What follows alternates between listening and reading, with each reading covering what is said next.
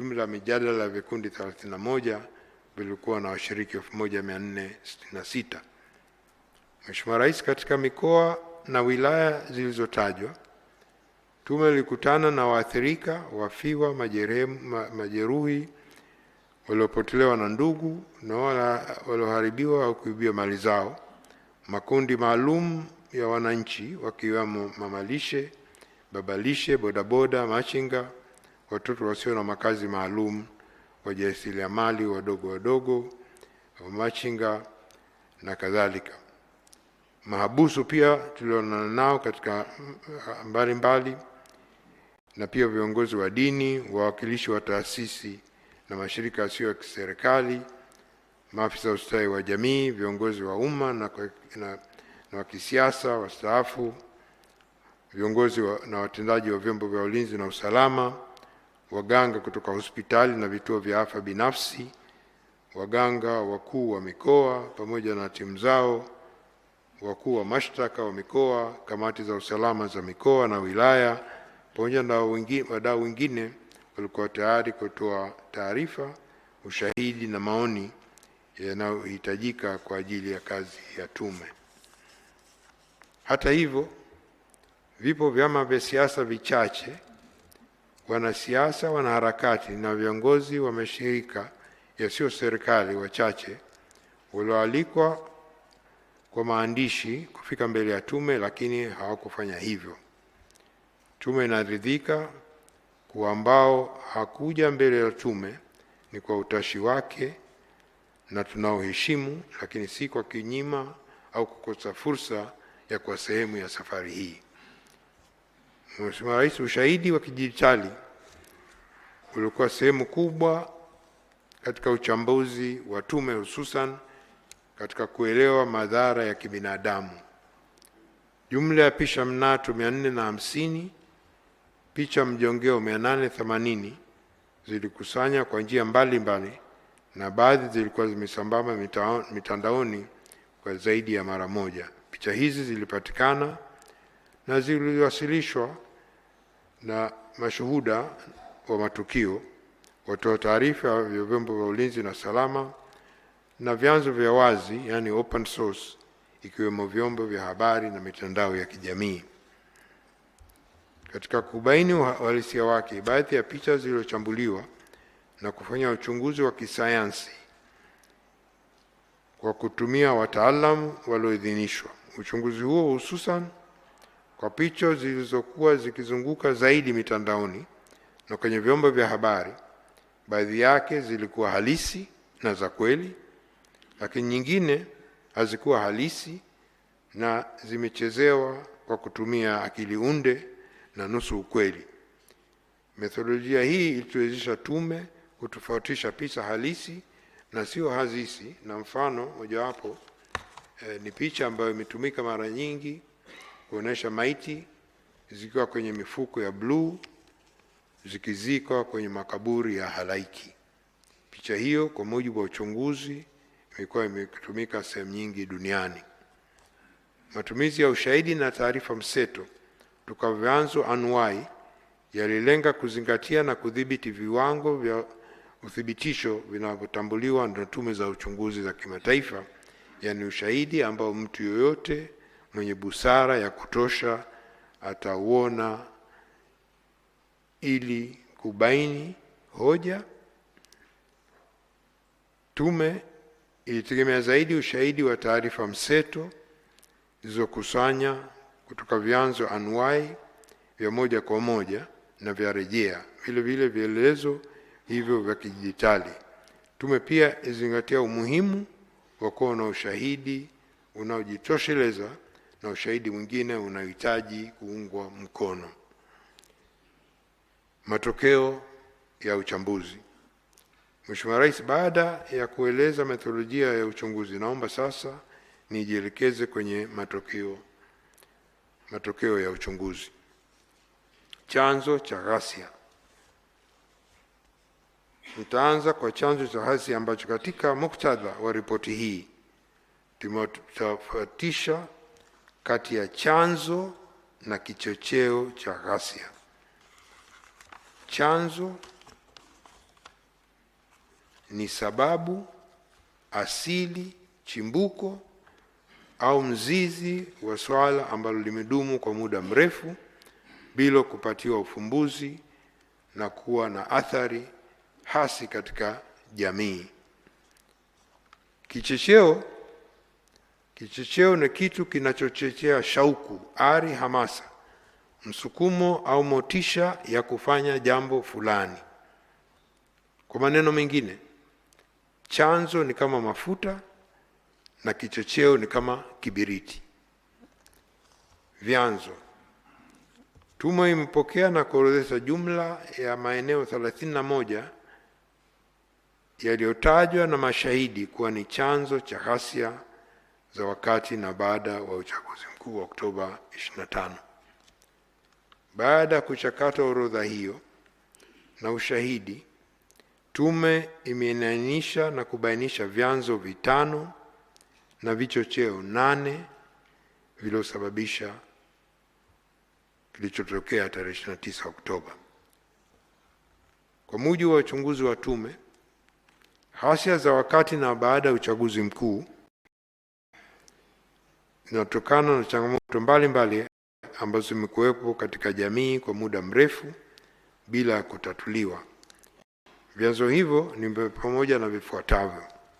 Mosi, yapo masuala ya kisiasa yanamwilisha madai ya katiba mpya, demokrasia katika mfumo wa vyama vingi vya siasa, malalamiko ndani ya vyama vya siasa, madai ya maboresho ya tume huru ya uchaguzi na mfumo mzima wa uchaguzi.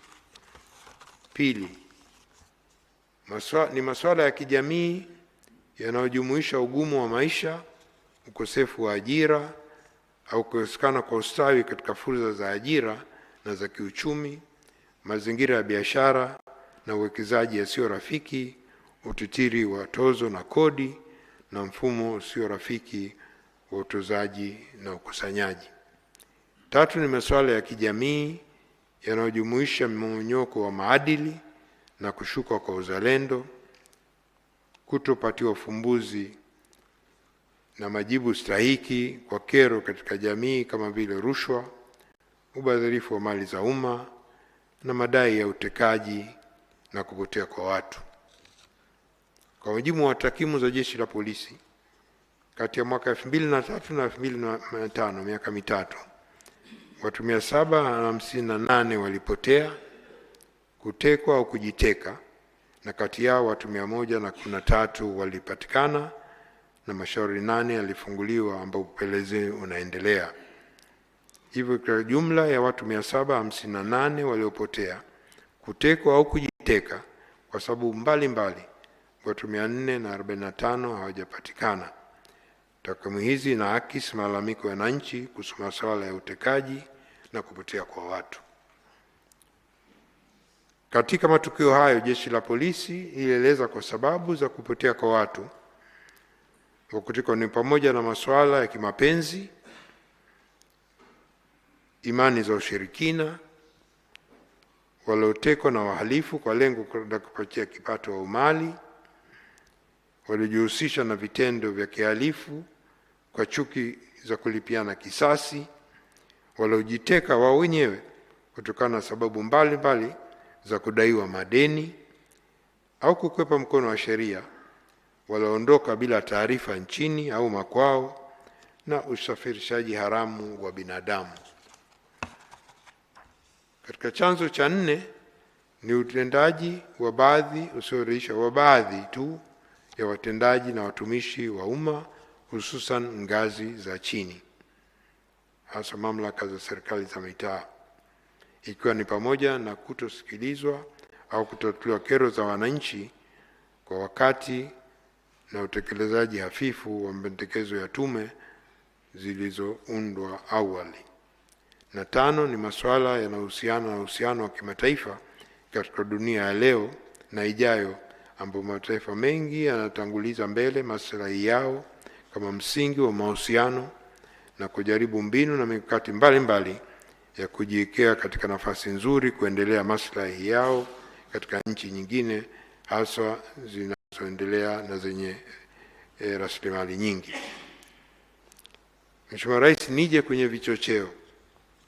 Ushahidi na taarifa vimeonyesha kwa baadhi ya wanasiasa na wanaharakati walitumia changamoto ya wananchi zinazotokana na vyanzo mbalimbali vilivyobainishwa kama fursa ya kushawishi na kuwachochea wananchi kushiriki katika ghasia za wakati na baada ya uchaguzi mkuu kwa kutumia kauli mbiu na matamko mbalimbali. Ushahidi na taarifa vinaonyesha kwa baadhi ya wanasiasa na wanaharakati walitumia changamoto za wananchi zilizotokana na vyanzo mbalimbali vilivyobainishwa kama fursa ya kuwashawishi wananchi kushiriki katika ghasia hizo wakati na baada ya uchaguzi mkuu kwa kutumia kauli mbiu, matamko mbalimbali. Na tathmini ya tume imebaini kuwa vilikuwapo vichocheo mahsusi viliohamasisha ari ya kufanya ghasia wakati na baada ya uchaguzi mkuu. Vichocheo hivyo vinaweza kuweka katika makundi matatu. Kundi la kwanza linahusu mitandao ya kijamii ambayo kwa mujibu wa mashahidi waliokuja mbele ya tume, mitandao hiyo ilitumika kabla, wakati na baada ya uchaguzi mkuu kwa kiwango kikubwa kuliko ambavyo iliwahi kutokea nchini. Aidha, waliibuka wabuni mada kwenye mitandao, yani content creators, ikiwemo mada za kuhamasisha wananchi kutoshiriki uchaguzi mkuu au na kuhakikisha haufanyiki. Mitandao hiyo ilitumika pia kuandaa majukwaa ya majadiliano na kupanga mbinu na kuwaelekeza waliokubali kushiriki vurugu kwa kuzuia uchaguzi mkuu namna ya kufanikisha lengo hilo. Wapo pia mashahidi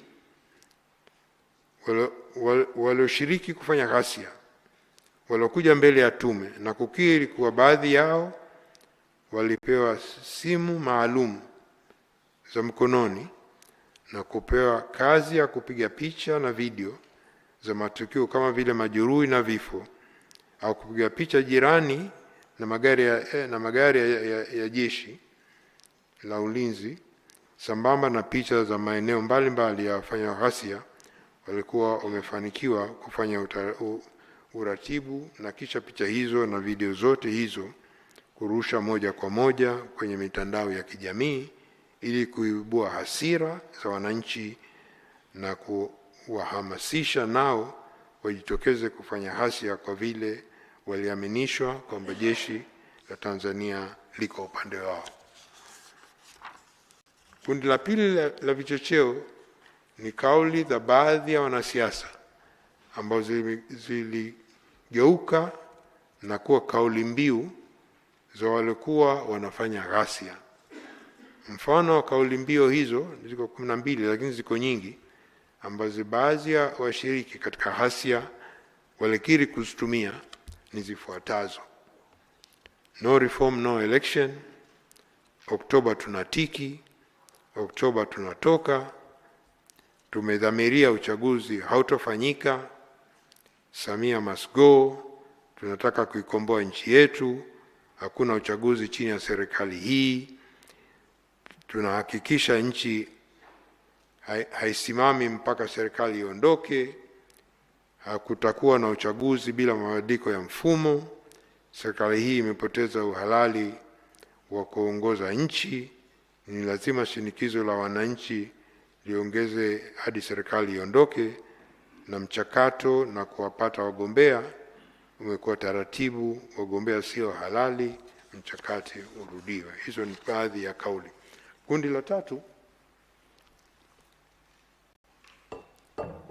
Kundi la tatu la vichocheo lihusu baadhi ya maeneo ya nchi ambapo walikusudia kugombea viti vya udiwani na ubunge, majina yao yalikatwa kwenye ngazi za juu za vyama, na hivyo wakaona kuwa ghasia zilizokuwa zinafanywa zinawasaidia kudai mabadiliko ya mfumo wa kupata wagombea ndani ya vyama vyao, na wakashiriki chini kuhamasisha wafuasi wao kushiriki kwenye ghasia.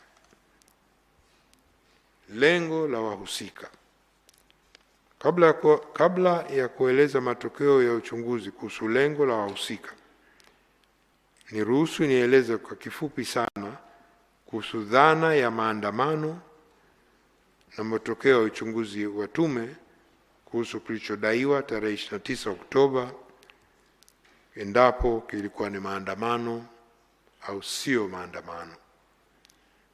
Dhana ya maandamano ya amani. Kabla ya kuzungumzia lengo la waathirika, matukio yalikuwa yanachunguza ghasia, ni muhimu kupata jibu la swala liliopo wakati na baada ya uchaguzi mkuu kama yalikuwa maandamano ya amani, na hivyo kustahili kinga na utetezi kwa mujibu wa mikataba au sheria za kimataifa, kikanda na kitaifa au la. Majibu ya swala hilo ni muhimu kwa vile baadhi ya wadau, ikiwemo watetezi wa haki za binadamu ndani na nje ya nchi, bado wanadai kuwa wahusika na haki ya kikatiba kufanya maandamano katika siku hiyo ilikuwepo siku hiyo ya 29 Oktoba. Hivyo tume ilifanya uchambuzi wa mikataba, sheria na kanuni mbalimbali za kimataifa, kikanda na kitaifa kuhusu dhana ya haki ya maandamano ya amani na mipaka yake. Mheshimiwa Rais, maandamano ni miongoni mwa haki za msingi zinazotambuliwa na ibara 21 ya mkataba wa kimataifa kuhusu haki za raia na za kisasa mwaka 1966 uliopitishwa na Baraza Kuu la Umoja wa Mataifa tarehe 19 Disemba mwaka 1966. Pamoja na mambo mengine, ibara hii inatambua haki ya kukusanyika kwa amani. Aidha, mkataba huu pia unaruhusu serikali kuweka mipaka kwa ajili ya usalama wa taifa, usalama wa umma, afya au maadili ya jamii na kulinda haki za watu wengine. Vile vile, uwekaji wa mipaka ni lazima uzingatie haki ya msingi ya kuishi kama ilivyoainishwa katika ibara 6 inayotaja kuwa kila binadamu ana haki ya asili ya kuishi, pamoja na ibara 21 inayotambua wigo na ukomo wa maandamano kama yapo kisheria, kihalali, ulazima, uzingatiwaji wa uwiano na ni lazima kwa ulinzi na usalama wa umma. Kuhusu misingi ya kikanda, haki ya kukusanyika na kuandamana kwa amani imeelezwa katika mkataba wa Afrika wa haki za binadamu na watu wa mwaka 1981 na mkataba wa Jumuiya ya Afrika Mashariki wa mwaka 1999 kuwa ni haki ya msingi inayotakiwa kulindwa na kuheshimu.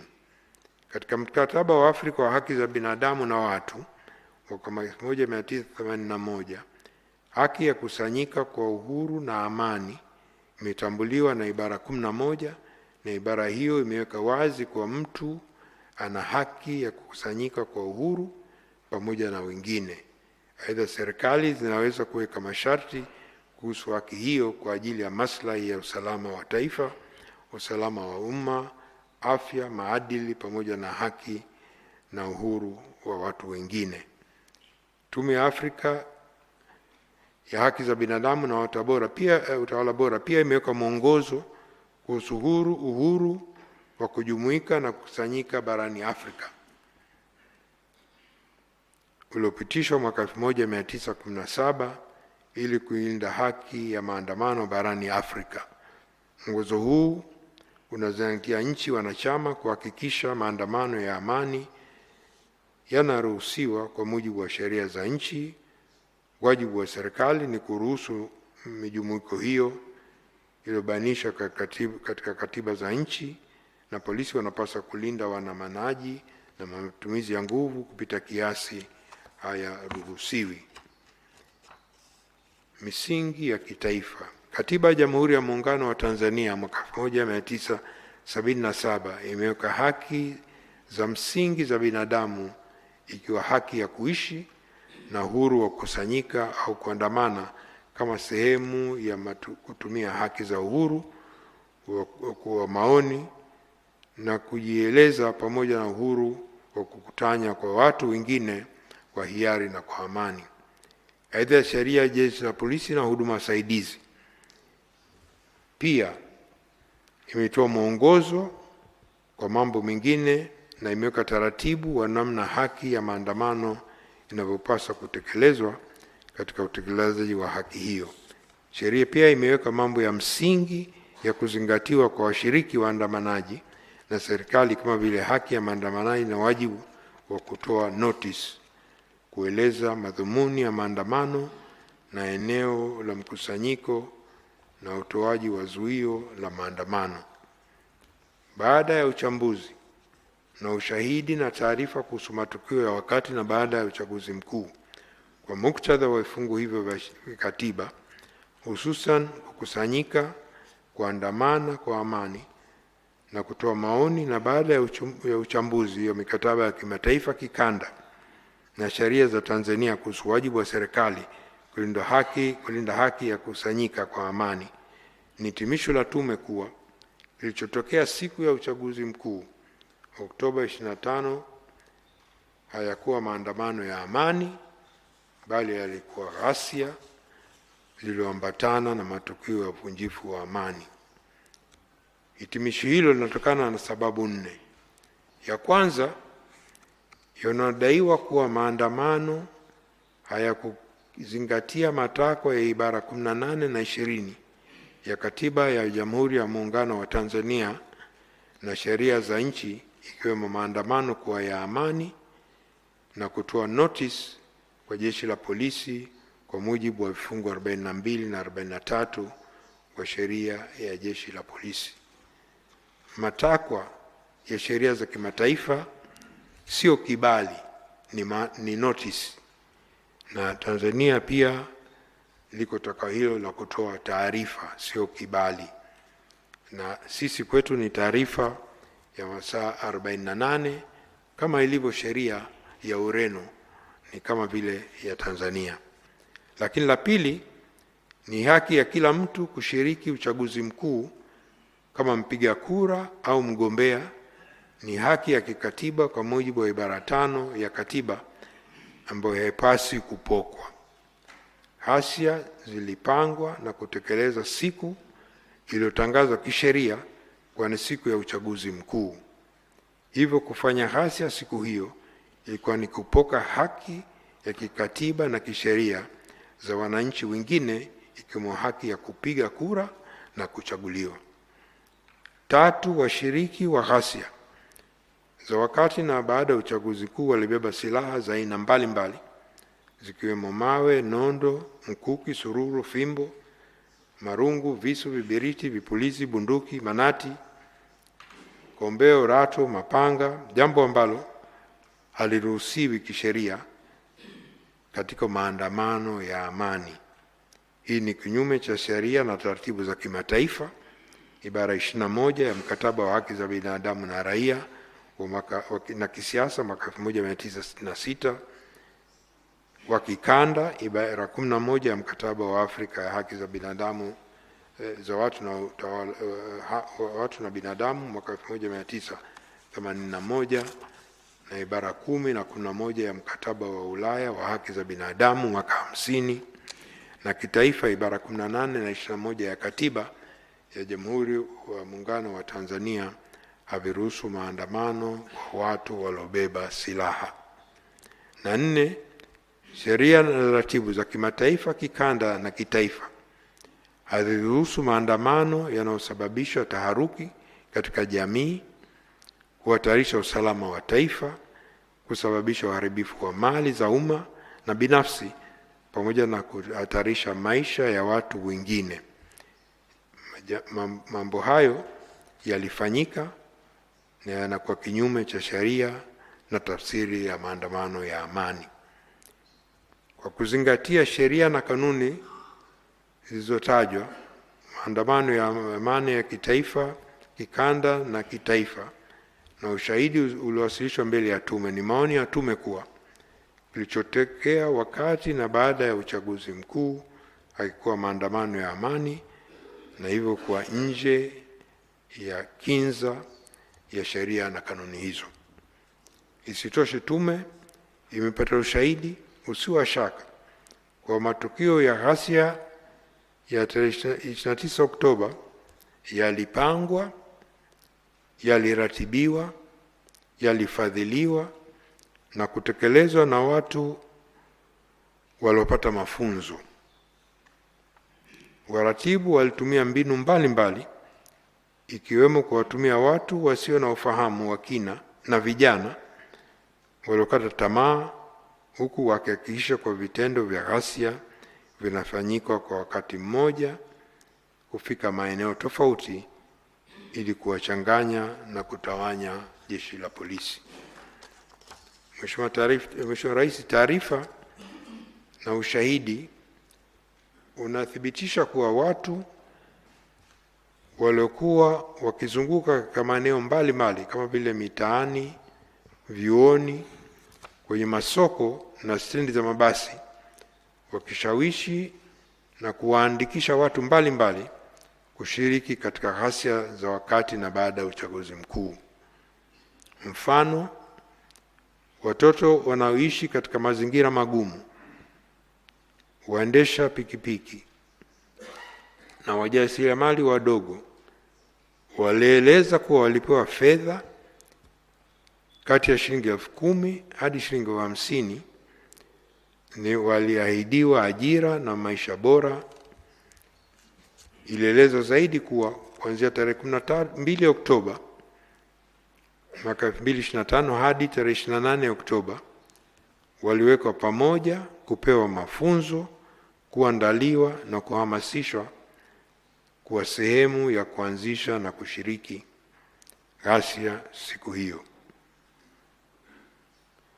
Aidha, ilibainika kuwa makundi yaliyoshawishiwa ndio wahusika zaidi katika ghasia, wakati wahusika wakuu wa ghasia na waratibu hawakuwepo kwenye maeneo ya matukio, hali iliyochangia kwa kasi kikubwa kutokamatwa kwao, huku wengi na waliokamatwa wakiwa na wananchi wa kawaida, wakiwemo wafuata mkumbo au kushawishiwa kwa malipo kidogo au hadi ya kunufaika na mabadiliko yaliyopangwa bila kuwa na uelewa wa malengo halisi ya wahusika wa maandamano.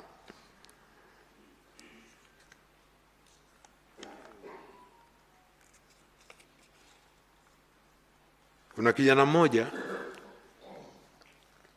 Usariva, Arusha, kwa miaka 16, alishawishiwa, alipewa shilingi 50,000 ashiriki, na walimwahidi, na kwa maneno yake walimwahidi watampa shilingi 5,000,000 akishiriki, na kwa ushahidi wake anasema walinipa mchongo utakaonitoa kwenye umaskini.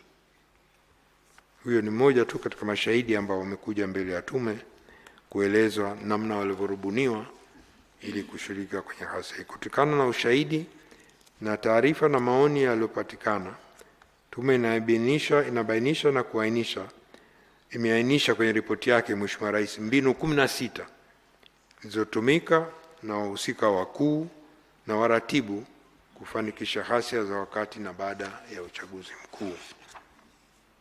Baadhi ya mbinu hizo ni kuweka vizuizi barabarani, kuchoma moto mali mbalimbali, matumizi na ishara mbalimbali ya kutambuana, matumizi ya pikipiki kuanzisha ghasia, uanzishaji wa ghasia sehemu nyingi na kwa wakati mmoja. Lengo, Mheshimiwa Rais, kwa mujibu wa ushahidi uliowasilishwa kwenye tume na maelezo tulioipata ni kwa matukio yale yalikuwa na malengo makuu yafuatayo.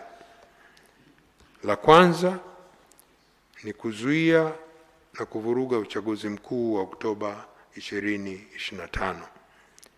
Kutokana na ushahidi uliotolewa mbele ya tume, lengo kuu la ghasia za Oktoba 25 lilikuwa kuzuia na kuvuruga uchaguzi mkuu wa tarehe 29 Oktoba. Lengo hili linadhihirisha kupitia vitendo mbalimbali wafanya ghasia, ikiwemo kuharibu vituo vya kupiga kura, kushambulia askari kwenye vituo, mawakala na wasimamizi wa uchaguzi, kuharibu mali za wasimamizi wa uchaguzi, vitishio, madhara na mashambulizi dhidi ya wananchi waliojitokeza kupiga kura, kupora mali za wasimamizi wa kupiga kura, na pia kuna ushahidi kwa wale wamepiga kura na bado walikuwa na vidole vyenye alama ya wino, kukatwa vidole vyao au kujaribiwa kukata vidole vyao, na wengi wao walipa fedha ili wajinusuru kufanyiwa hivyo. Pili ni kufikisha ujumbe kwa serikali.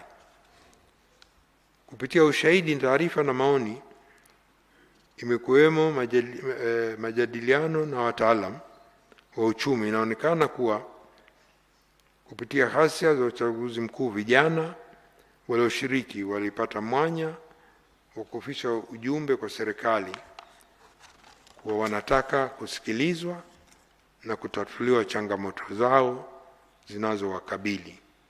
Ilibainika kuwa waratibu wa ghasia walitumia malalamiko ya wananchi dhidi ya serikali wakati wanawashawishi kushiriki kwenye ghasia. Lengo la tatu kwa walioshiriki ni wizi na uporaji. Kwa jibu wa ushahidi, taarifa na maoni, miongoni mwa wafanya ghasia yalitokeza makundi makubwa yalikuwa na lengo la kuiba na kupora mali. Ushahidi wa moja kwa moja wa waathirika waliopora mali zao au kuibiwa, pamoja na picha za kidijitali na za kupitia picha mnato na picha mjongeo, unaonyesha namna vitendo vya wizi na uporaji vilivyofanywa na makundi hayo. Kwa mfano, wizi na uporaji uliotokea katika maduka na maeneo mengine ya biashara kwenye mikoa iliyotembelewa na tume. Vitendo hivi vimethibitisha pia na baadhi ya wamiliki wa mali na biashara waliofika mbele ya tume kutoa ushahidi. Hadidu za rejea za pili, Mheshimiwa Rais uliotuagiza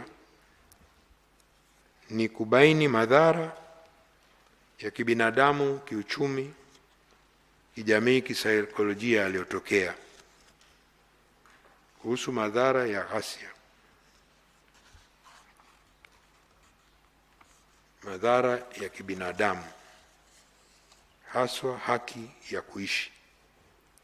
Sheria za kimataifa, kikanda na ibara 14 ya katiba yetu inampa kila binadamu haki ya uhai na ulinzi wa haki hiyo na jamii. Haki hiyo inaweza kunyimwa tu kwa taratibu iliyowekwa na sheria.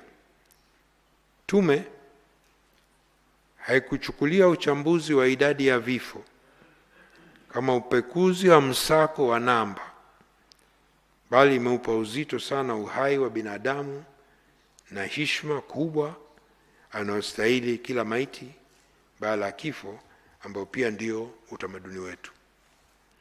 Kwenye tathmini yake, tume imezingatia vyanzo vingi vya ushahidi, ushauri wa kitaalamu na taarifa, zikiwamo kutoka kwa wafiwa, waathirika, wahudumu wa afya mahospitalini. Imechambua taarifa kutoka Wizara ya Afya, vituo vya afya vya binafsi, ngazi ya taifa, mkoa na wilaya na maeneo mengine, na zile za hospitali binafsi. Tume ilipokea pia vibali vya mazishi kutoka kwa familia, na vyanzo vingine ni wakala wa usajili, ufilisi na udhamini RITA yenye mamlaka ya usajili wa vifo, mamlaka ya maabara ya mkemia mkuu wa serikali yenye jukumu la uchunguzi wa kisayansi ya jinai inahusiana na uchunguzi wa vinasaba, halmashauri za miji na mikoa na maoni ya wataalam wa patholojia na fani nyingine. Tume pia imepata fursa ya kuhojiana moja kwa moja na waganga na madaktari bingwa 80 wa sekta ya umma na binafsi katika mikoa 11 iliyotembelewa na tume, sambamba na picha mnato na mjongeo zilizothibitika kuwa na ukweli. Tathmini ya tume ni kwa jumla ya vifo vilivyotokana na ghasia za uchaguzi mkuu ni 518, ambao wanaume ni 490 sawa na 94.6, na wanawake ni 28 sawa na 5.4. Wingi kati ya vifo hivyo vilikuwa sio vya kawaida, yani unnatural. Vifo vya kawaida sio kisheria, vifo sio halali, sio unlawful. Kifo unlawful ni mahakama peke yake ndio kinakibaini, lakini kwa upimaji na sheria ya uchunguzi wa vifo inatambua vifo ambavyo sio vya kawaida, unnatural, na sheria nchi nyingi ni hivyo hivyo. Kuna vifo vya kawaida, uzee, vifo unnatural sio vya kawaida, ndio vilivyobainika hivyo. Mkoa wa Dar es Salaam ulikuwa na vifo vingi zaidi, ikiwa ni zaidi ya vifo 182, ikifuatiwa na Mwanza 90, Mbeya 80 na Arusha 53. Kati ya vifo hivyo 818, 21 vilikuwa vifo vya watoto. Katika kundi hilo 15 walikuwa watoto wenye umri kati ya miaka 15 na 17, 4 walikuwa umri kati ya miaka 7 na 10, na 2 umri chini ya miaka 5. Vifo 205 sawa na 96.7 vilikuwa vya raia, civilians, na vifo 16 sawa na 3.1 vilikuwa maafisa na askari wa vyombo vya ulinzi na usalama. Kati ya watu 518 waliofariki, 373 walifikishwa hospitali wakiwa wamefariki, na majeruhi 121 walifariki wakati wanapata matibabu kwenye hospitali, na maiti 24 bado hazina taarifa kamili. Kati ya maiti 518, maiti 480 sawa na 92.7 zilitambuliwa na kuchukuliwa na familia zao. Mheshimiwa Rais, kwenye uchunguzi wa maiti postmortem chini ya sheria ya uchunguzi wa vifo wenye mashaka ulifanyika katika hospitali mbalimbali za rufaa Dar es Salaam na huko mikoani. Uchunguzi huo zilifanyika dhidi ya maiti 260. Maiti nyingine hazikufanya uchunguzi kwa kukosekana kwa ridhaa za ndugu na familia, ambao walitaka kuchukua maiti za ndugu zao kwa haraka ili wakazike. Kati ya maiti 260 zilizofanyiwa uchunguzi, nyingi zilibainika kuwa na majeraha ya kutobolewa na vitu vyenye ncha kali na kuvunjika katika sehemu mbalimbali za mwili. Majeraha hayo yalisababishwa kupoteza damu nyingi, hivyo kusababisha vifo hivyo. Nyingine aidha, kuna maiti 21 hazikuonyesha aina yote ya majeraha, na maiti 6 zilikuwa na majeraha ya moto. Maiti ambazo hazikuchukuliwa na ndugu.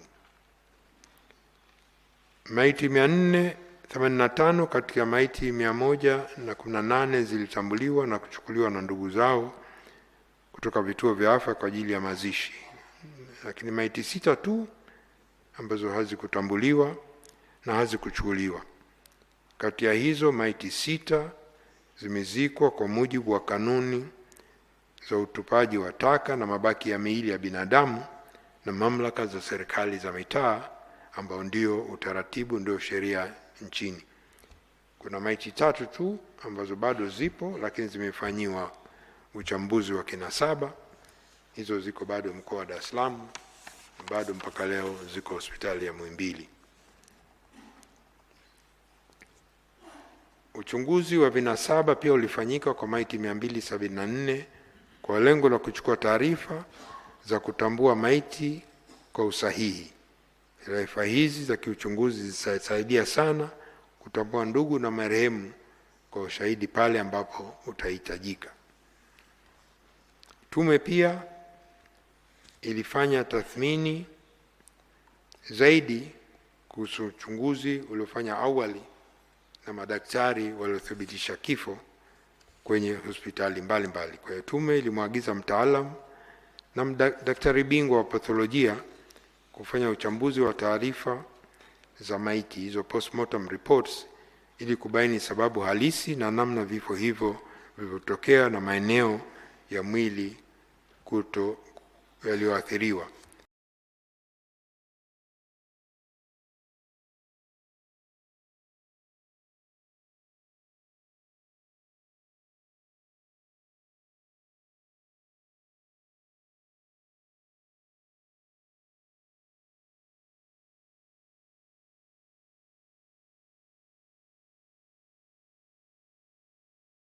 Katika kutekeleza agizo hizo, takriban taarifa za uchunguzi za maiti 216 zilifanyiwa uchambuzi wa kina.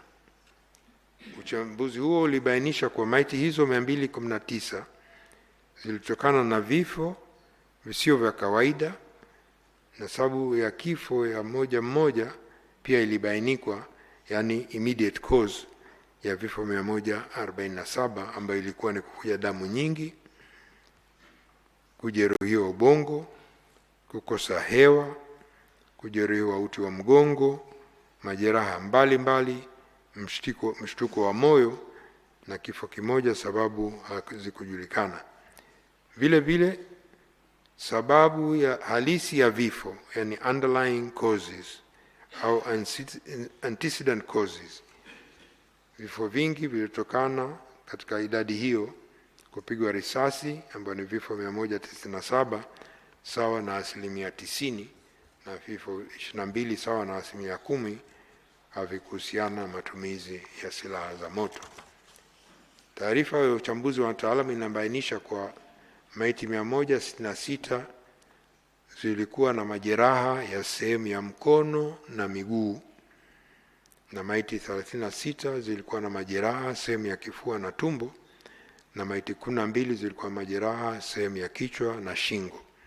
Maiti moja ilikuwa haina baadhi ya viungo.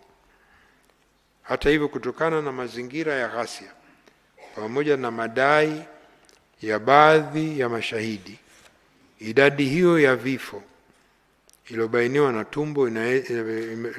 na tume inaweza kubadilika kutokana na uwezekano wa kuwepo kwa baadhi ya ndugu ambao walizika maiti za wapendwa wao bila kufikisha kwenye vituo vya kutolea huduma ya afya, au hawakupata fursa ya kuja mbele ya tume. Vile vile inawezekana kulikuwa na majeruhi ambao waliamua kutibiwa nje ya mfumo rasmi na wakafariki bila taarifa zao kufikishwa panapostahili. Tume pia ilipokea ushahidi na madai kuhusu watu kupotea au kutopatikana tangu wakati wa uchaguzi mkuu. Kwa kuzingatia ufafanuzi uliotolewa kwa idadi ya vifo hiyo 518 kwenye ripoti ya tume, inaweza ikawa sio kauli ya mwisho, not final and conclusive. Tathmini ya tume kuhusu vifo. Tume inatambua kuwa vifo vimeacha pengo kubwa katika familia na jamii na kuathiri kwa kiasi kikubwa nguvu kazi ya taifa.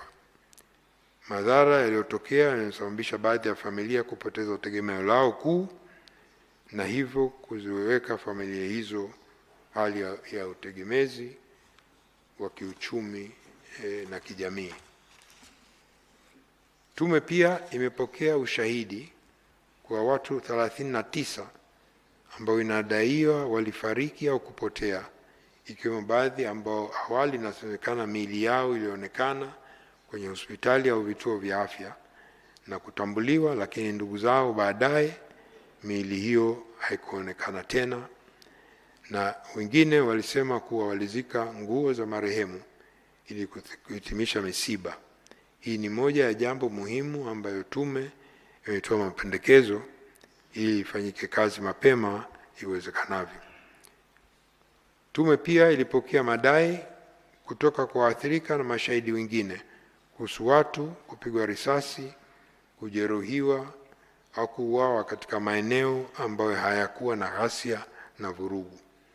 Kuna madai ya watu kupigwa risasi kwenye makazi yao, ikiwa pamoja na ndugu, ikiwa pamoja na ndani ya nyumba au sebuleni au ndani ya maduka. Hizi ni tuhuma nzito zinazoashiria uwezekano wa matumizi ya silaha za moto kinyume na miongozo na kanuni za kimataifa, kikanda na kitaifa, na kuhusu matumizi hayo ya moto. Hili ni jambo jingine linalohitaji kufanya upelelezi wa kina, na tume imeleta mapendekezo kwa mamlaka ya Mheshimiwa Rais. Mheshimiwa Rais, niseme kidogo kuhusu majeruhi.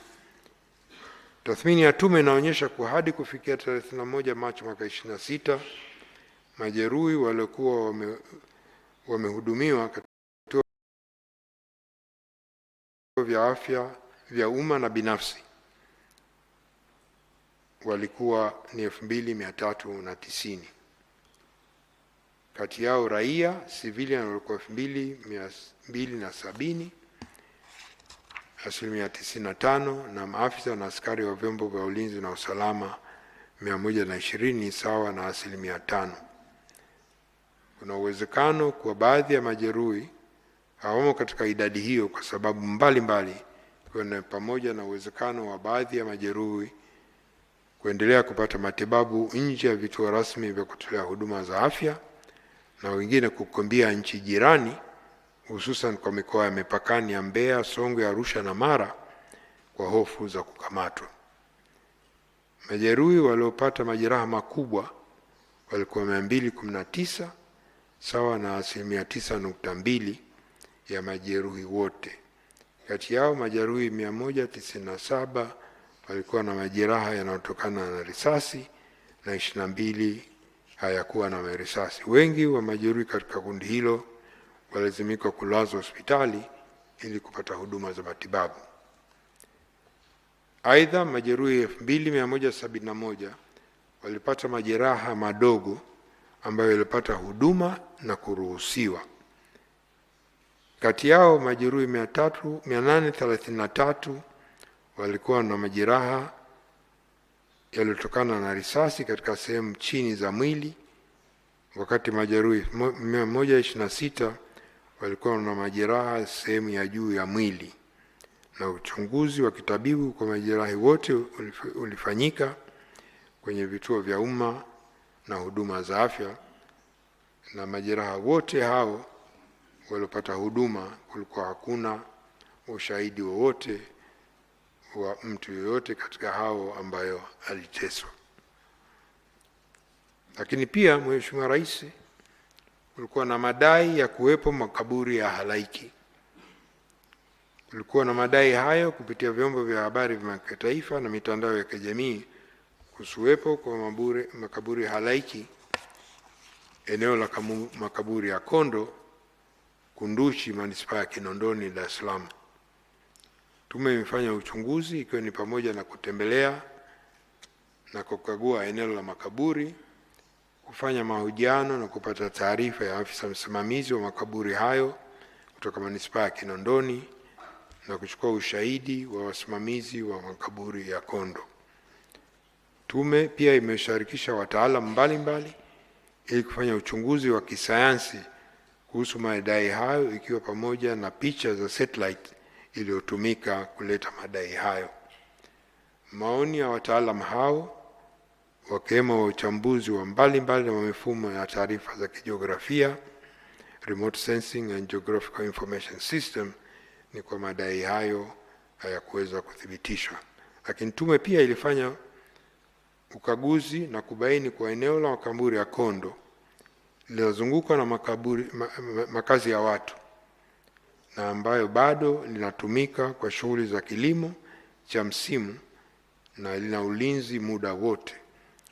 Kutokana na ushahidi na uchunguzi wa tume wa uandani na kuzingatia hali ilivyoonekana katika eneo la makaburi hayo pamoja na taarifa za wataalamu wa uchunguzi wa kisayansi, tume imebaini kwa madai ya kuwepo kwa makaburi halaiki eneo la Kondo hayakuweza kuthibitika. Madhara ya kiuchumi. Madhara makubwa ya kiuchumi yaliyotokea ni yale yanayohusu mali za watu binafsi na mali za serikali kuharibiwa.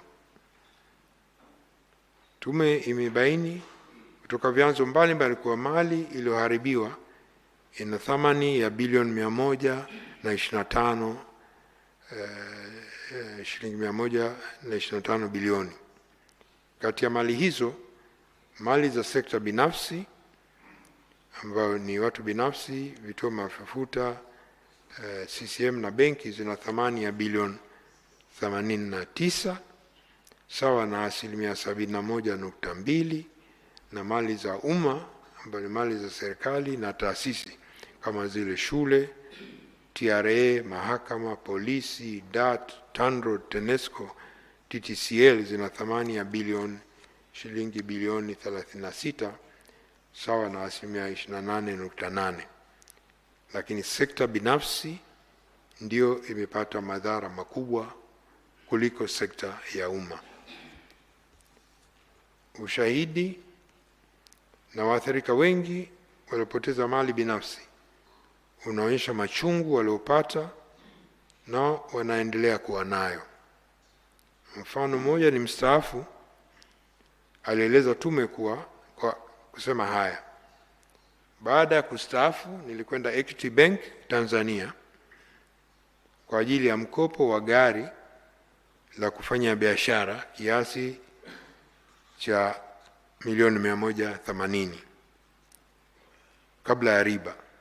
Nikanunua tipa la mchanga lenye namba ya usaili ambapo kila mwezi nilikuwa narejesha milioni 6.9. Gari hilo baada ya kuinunua ilikuwa inaegesha kwenye eneo la TANROADS Kimara Temboni baada ya kazi. Tangu gari hilo ninunue ilifanya kazi kwa miezi miwili tu, na tarehe 29 Oktoba wakati wa ghasia ya uchaguzi mkuu, eneo la kuegesha magari la TANROADS lilivamiwa na gari yangu ikawa imechoma moto na kuteketea kabisa. Nimejaribu kupata msaada kwenye bima ila imeshindikana kwa kuwa nilikuwa na bima ya kawaida kubwa comprehensive na sio bima ya majanga ya kisiasa political risk insurance. Mjasiriamali wadogo pia na wakati walipora na kuibiwa mali zao zenye thamani ya bilioni 1.6. Shahidi moja kutoka Tegeta alieleza haya: mimi ni mfanya biashara wa simu. Siku ya uchaguzi mkuu duka langu lilivamiwa na wafanya vurugu, wakaiba simu zote ndani ya duka. Simu zenyewe ni za mkopo, nina hali mbaya, hata sijui nifanyaje, uwezo wangu haupo tena, hapa nilipo nimejaa msongo wa mawazo. Kuna uwezekano wa tathmini ya mali zilizoharibiwa au kuibiwa kutoka kundi hili kuwa ni kubwa zaidi kutokana na changamoto za utunzaji wa kumbukumbu na taarifa za biashara na wajasiriamali hao. Zilivyo pia hasara kubwa kwa upande wa sekta ya fedha. Kwa mfano, jumla ya shilingi milioni 621.7 ziliporwa na kuibiwa katika ATM Vyoto Motela ya mabenki makubwa matatu: CRDB, NMB na NBC. Sekta nyingine zilizoathirika kiuchumi ni kushuka kwa masoko ya fedha, mabadiliko ya mzunguko wa fedha, usafiri na usafirishaji na utalii. Kwa mujibu wa taarifa ya Februari 2025 ya kampuni ya kimataifa ya kutathmini kiwango cha nchi kuaminika katika kukopa, yaani Moody's, kiwango cha Tanzania cha kuaminiwa katika kukopa, credit rating, kimebaki katika kiwango cha B1. Hali hiyo inaifanya Tanzania iendelee kuaminika na wakopaji kama ilivyokuwa kabla ya uchaguzi mkuu. Aidha, wachumi waliokutana na tume walisisitiza kwa iwapo viashiria vya kisiasa, political risks, havitashughulikiwa ipasavyo, kiwango hicho kinaweza kushuka. Kwa mujibu wa Benki Kuu, uamuzi wa Mheshimiwa Rais kuunda tume ya uchunguzi ilikuwa ni uamuzi mzuri na wakati, na kwa kiasi ni muhimu, ulikuwa muhimu, chanzo muhimu cha kujenga imani kwa uchumi wa Tanzania. Madhara mengine ambayo tume ilielekeza kuchambua ni madhara ya kisaikolojia. Tume ibaini kuwapo kwa watu waliopata madhara ya kijamii, kihisia, emotional, kiroho, spiritual, kiakili, mental, kimwili, physical, ambayo wanahitaji kupatiwa huduma za afya ya akili, kisaikolojia na kijamii. Matokeo kama vile vifo, ulemavu wa kudumu, majeraha ya mwili, kupoteza ndugu au kupora au kuharibia mali vilivyotokea kwa baadhi ya watu vimesababisha athari ya kisaikolojia na changamoto za kijamii miongoni mwa wananchi. Athari hizo zimejitokeza kwa namna tofauti, ikiwemo watu kupata msongo wa mawazo, huzuni, hofu, kupoteza imani ya mifumo ya kijamii na kisiasa. Katika mazingira hayo, imebainika kuna mgawanyiko ambao jamii imepoteza mshikamano na kuaminiana. Kundi lingine ambalo liliathirika ni wahanga, wauguzi na wahudumu kwenye vituo vya afya, ambao wengi walifanya kazi masaa 72 mfululizo, na mmoja wao anasema haya kwamba anataka hata kuacha fani hiyo yake ya udaktari. Shahidi mwingine kutoka mkoa wa Shinyanga alisema kuwa baada ya kupigwa risasi ya mguu nilipoteza uwezo wa kutembea, na kama zamani maisha yangu yamebadilika sana. Ukosefu wa baiskeli ya kunisaidia kusafiri kutoka eneo moja kwenda lingine, hususan kwenda shuleni, umeninyima uhuru wa kushiriki maisha ya kawaida kama kijana wenzangu. Nimejikuta nikiwa na huzuni na msongo wa mawazo kwa sababu siwezi kufika shuleni, kushiriki na marafiki, wala kuendelea na ndoto zangu. Mara nyingi najihisi sana thamani na nimeachwa peke yangu, hali ambayo imenifanya niishi katika upweke. Wakati wa kusikiliza mashahidi, tume ilibaini uwepo ya watu 107 wenye hitaji la msaada wa kisaikolojia ili ichukue hatua. Iliwaunganisha waathirika hao moja kwa moja na wizara yenye dhamana ya masuala ya maendeleo ya jamii ili waweze kuchunguzwa na kupatiwa msaada wa kisaikolojia. Tunashukuru hilo limefanyika na waathirika wote 710 walifikiwa na walipatiwa huduma za kisaikolojia mikoani na wilayani na ustawi wa jamii, idara ya ustawi wa jamii wa serikali. Mheshimiwa Rais, hadidu za rejea ya 3 ilikuwa ni kubaini hatua za kubaini, kuzuia na kudhibiti ghasia. kuhusu kubaini viashiria vya kutokea kwa ghasia siku ya uchaguzi mkuu Oktoba 25 vyenye lengo la kuzuia na kuvuruga uchaguzi vilianza kujitokeza kupitia mitandao ya kijamii takriban miezi 6 kabla ya uchaguzi. Kwa nyakati tofauti, kuanzia mwezi wa Aprili hadi Oktoba 25, Mamlaka ya Mawasiliano Tanzania TCRA ilikuwa ikiwasilisha taarifa zinaonyesha viashiria vya ghasia kwa mamlaka na vyombo vya ulinzi na usalama na taasisi nyingine ili zichukue hatua. Tarehe 17 Oktoba 2025, TCRA ilibaini bango mtandaoni lililokuwa na maudhui yanayohamasisha ghasia na kuzuia uchaguzi mkuu. Bango hili lilionyesha malengo ya maandamano yaliyoandaliwa kuwa ni ya kitaifa, kuwa ni ya kuzuia na kuvuruga uchaguzi mkuu uliopangwa tarehe 29 Oktoba. Katika taarifa yake ya 26 Oktoba, TCRA pia ilibaini kuwepo kwa mjadala katika moja ya mitandao ya kijamii kuhusu namna watakavyotekeleza ghasia siku ya uchaguzi. Majadiliano hayo yalionyesha kuwa siku ya uchaguzi yangeharibu mifumo ya umeme ili kuliingiza nchi gizani, kuchoma moto vituo vya mafuta na kuchoma moto vituo vya kupigia kura kwa lengo la kuvuruga uchaguzi mkuu. Licha ya viashiria vya mtandaoni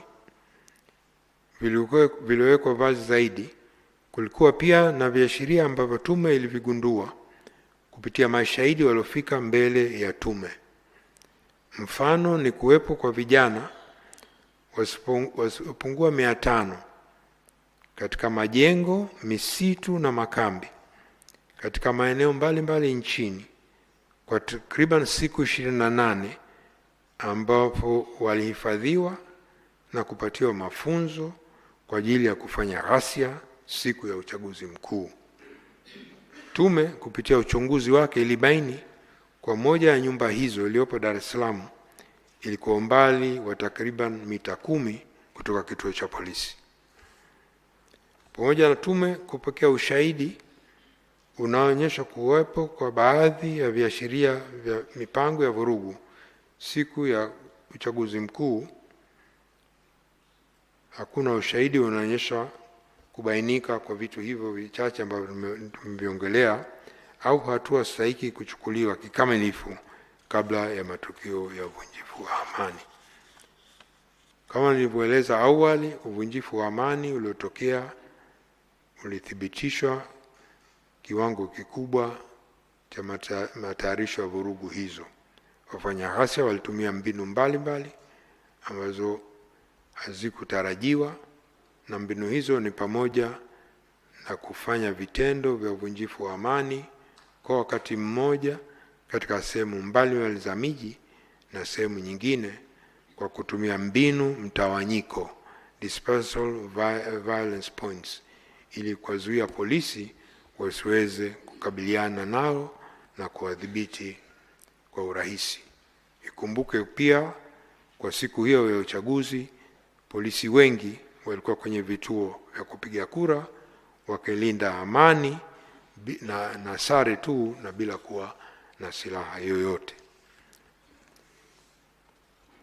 Wananchi pia waliokuja mbele ya tume waliona ishara za vurugu zitatokea siku ya uchaguzi mkuu.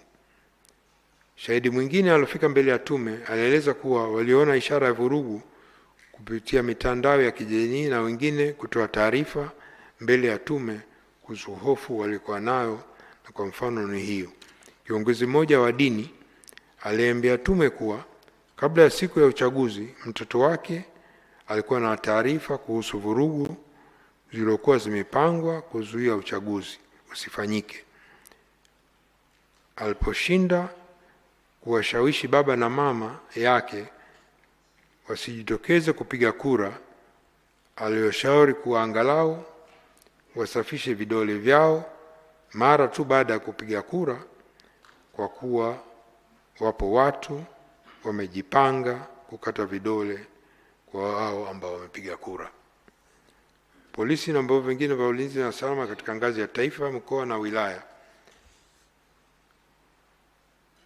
kama walivyokuwa Watanzania wengine, walishtukizwa na hawakuwa wamejiandaa kwa kutosha kwa aina ya ghasia zilizotokea tarehe 9 Oktoba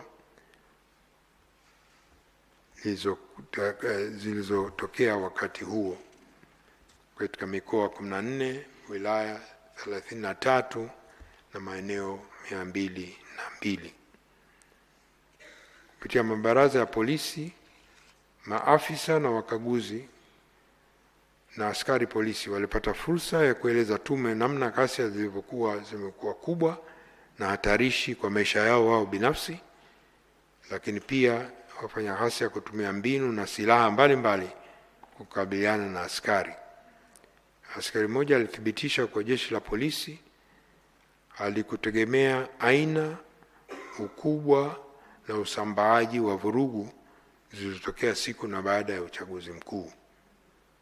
Mmoja alieleza, tulijipanga kwa maandamano yaliyotokea ni mkusanyiko.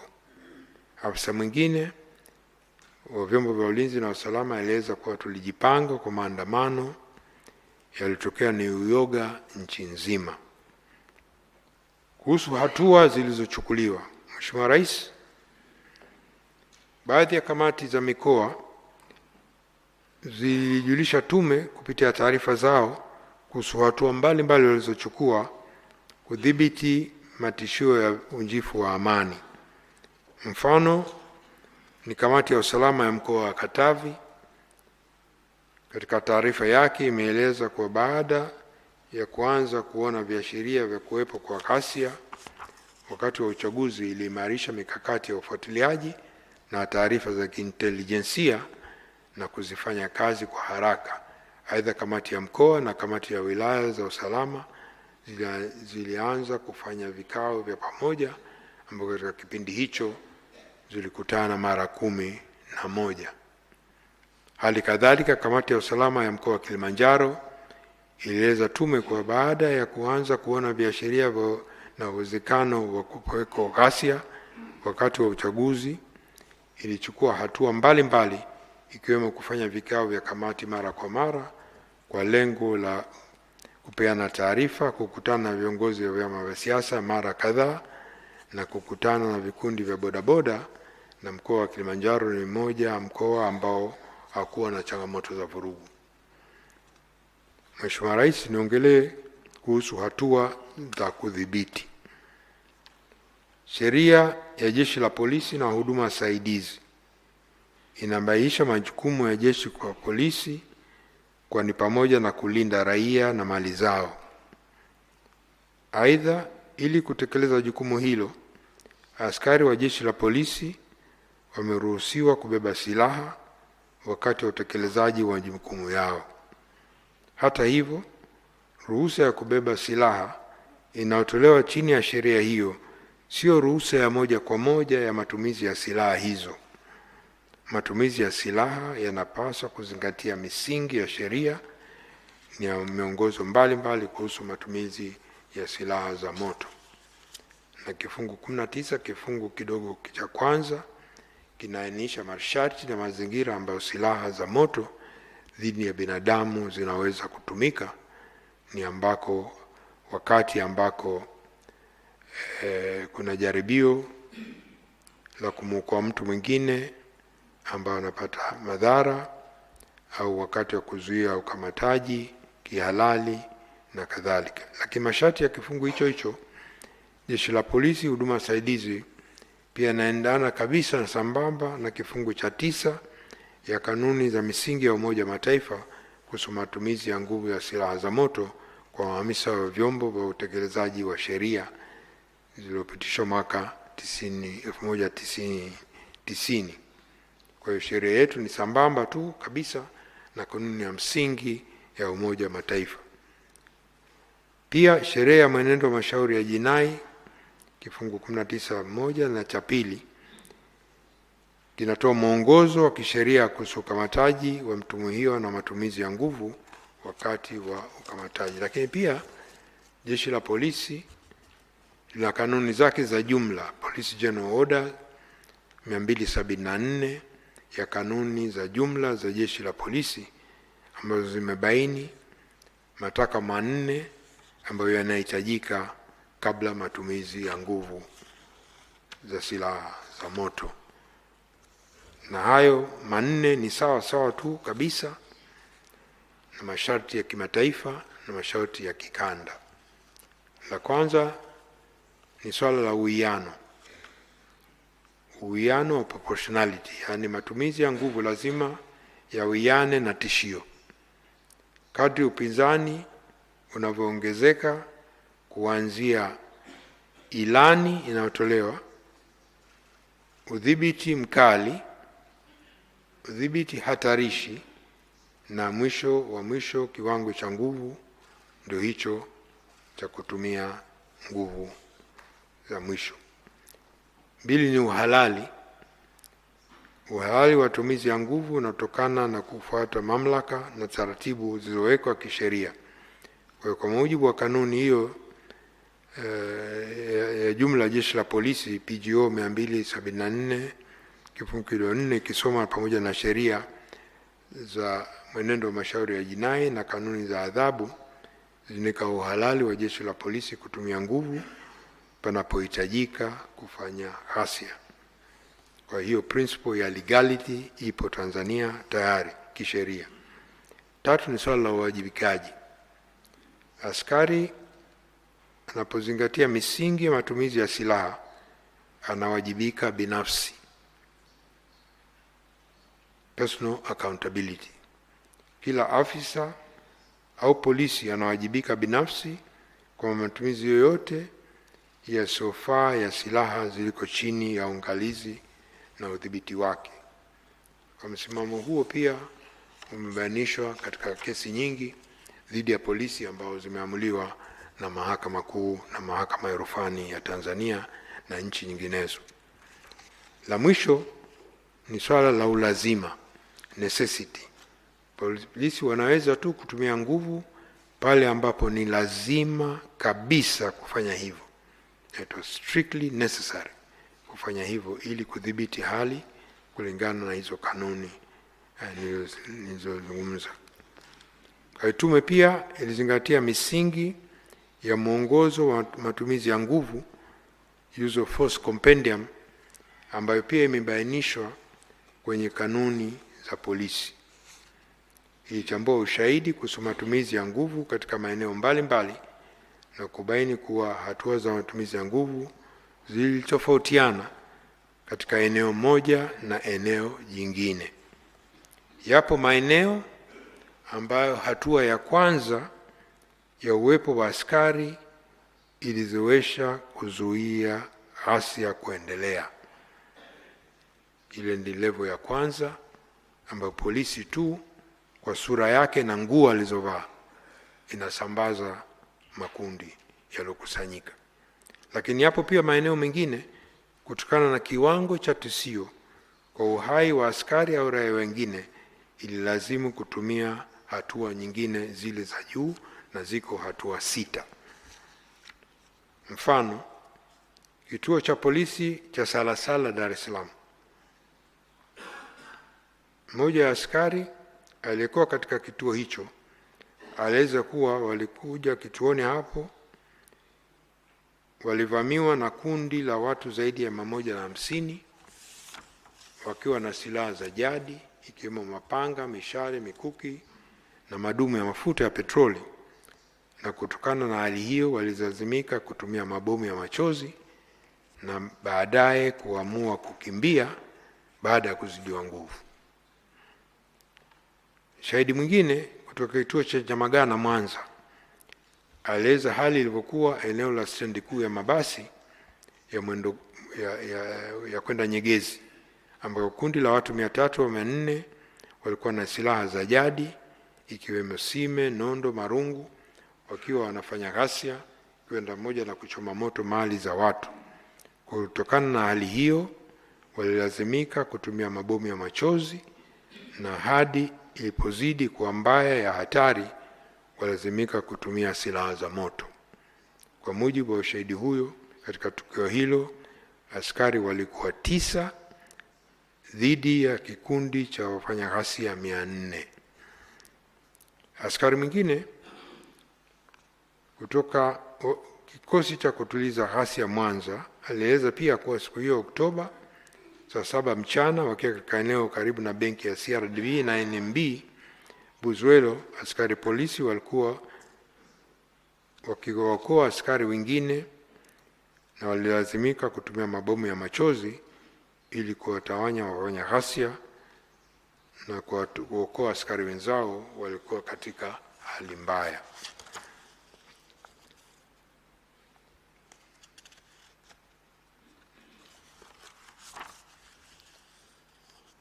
Tume pia ilipokea ushahidi kutoka baadhi ya mashahidi.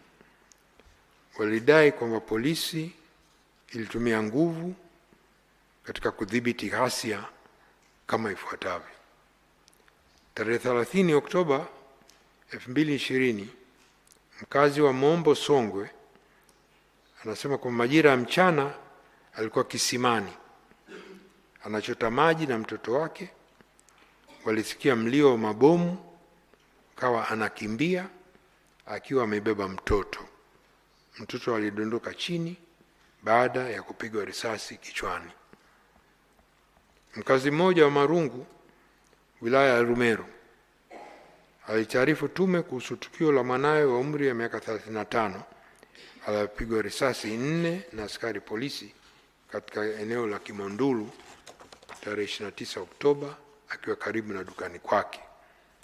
Karibu wa maelezo ya shahidi mwingine, mashahidi huyo, mwanae alipigwa risasi ya mgongoni akaanguka chini, kisha askari walimfuata na kumpiga risasi 3 mgongoni na kumvunja mifupa miwili, uti wa mgongo na nyingine chini ya moyo, na hivyo imeshindikana kuitoa. Kwa sasa mwanawe anaendelea na matibabu hospitali moja ya rufani.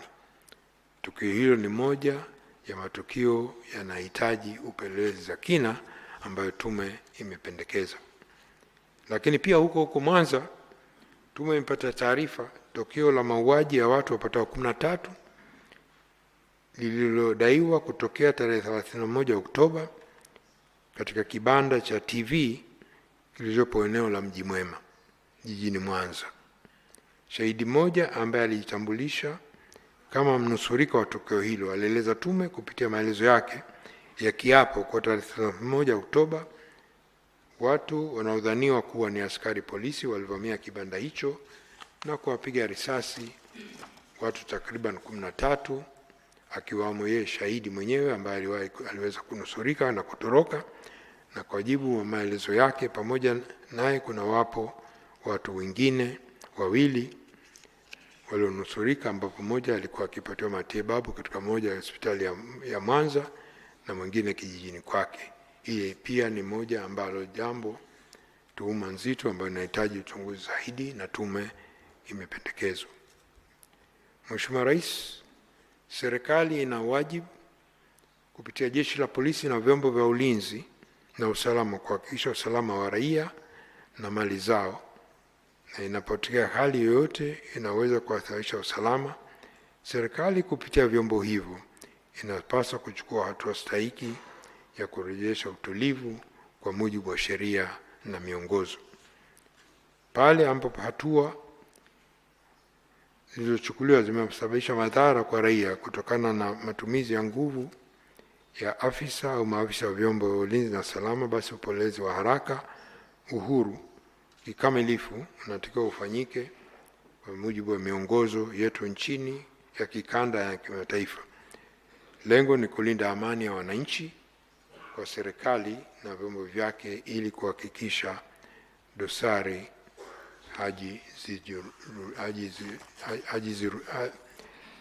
hazijirudii.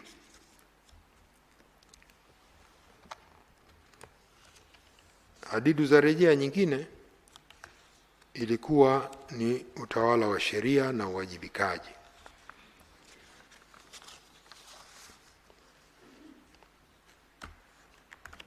Lakini kuja nijenge daraja, Mheshimiwa Rais, katika hatua zilizochukuliwa na uwajibikaji ambayo nitalizungumzia sasa hivi.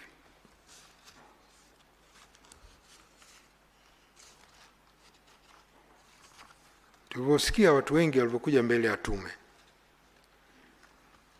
nadhani ni matarajio ya wengi kwamba hii leo tume pia ingewasilisha kwako baada ya siku 153 na kuanika hadharani wahusika wakuu, walopanga, waloratibu, walofadhili matukio ya ghasia. Kuna tegemeo hilo. Pia kuna tegemeo kwamba leo hii baada ya siku 153 waliokiuka hali ya uhai, haki ya uhai, pia tungewatangaza. Hilo ni tegemeo la wengi, lakini hilo kwa maoni yetu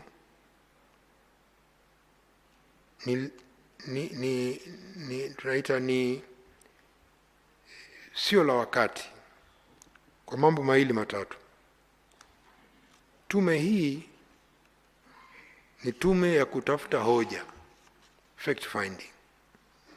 Tume ya kutafuta hoja, fact finding. Pili, mamlaka ya kushughulikia masuala ya jinai au madai zinabaki pale pale, hazikubadilishwa na tukio. Kwa hiyo mamlaka zile za uchunguzi zinaendelea pale pale. Kwa mfano, kuna mtu amenyongwa Mwanza wakati wa tukio.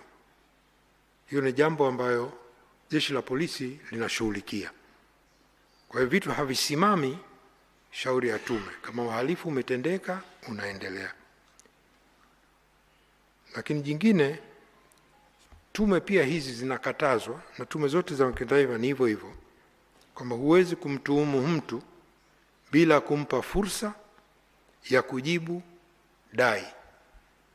Kwa pamoja na watu kutajwa mbele ya tume, mpaka waitwe, wahojiwe, ili umpe haki yake. Usipompa haki yake, hiyo kesi yako ikienda mahakamani lazima itafutwa, kwa sababu sisi, tofauti na nchi nyingine, haki ya kumpa mtu kumsikiliza ni ya kikatiba, sio ya sheria.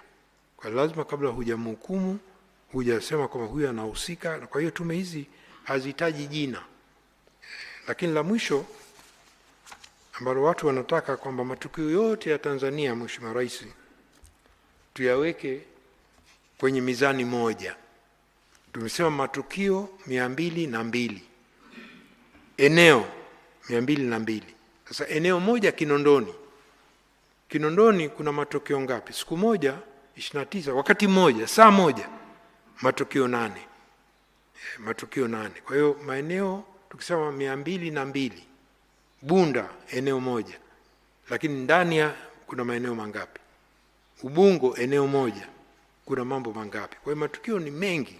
Kwa hiyo huwezi kupima yote kwa Tanzania, kwa sababu wanataka watu tutoke kwamba nguvu iliyotumiwa ni ndogo au kubwa. Hii sio kama bembea, unapima nguvu kubwa, nguvu dogo. Hapana, kila tukio lipimwe.